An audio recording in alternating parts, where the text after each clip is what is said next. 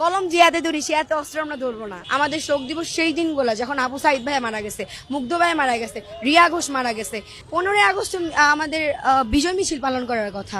আমি যে নোটটা আপনাদের দিতেছি সেটা হচ্ছে 15 তারিখের কথা। কালকে যেহেতু 15ই আগস্ট, এটা 2024 সালের আগে 23 সাল পর্যন্ত পালন করা হয়েছে যে 15ই আগস্ট আমাদের শোক দিবস। আমাদের বঙ্গবন্ধু শেখ মুজিবুর সেদিন মারা গেছিল, আমাদের জাতির পিতা যিনি।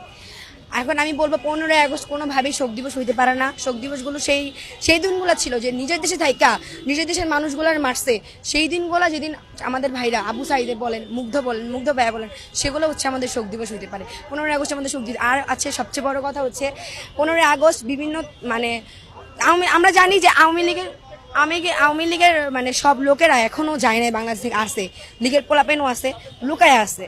ওরা বিভিন্নভাবে নোট দেয় আমাদের যে হচ্ছে তুমি পারলে 15 তারিখে রাস্তায় নাইমো, তুমি পারলে 15 তারিখে মানে বাসা থেকে বের হইও, 15 তারিখে সাবধানে থাইকো।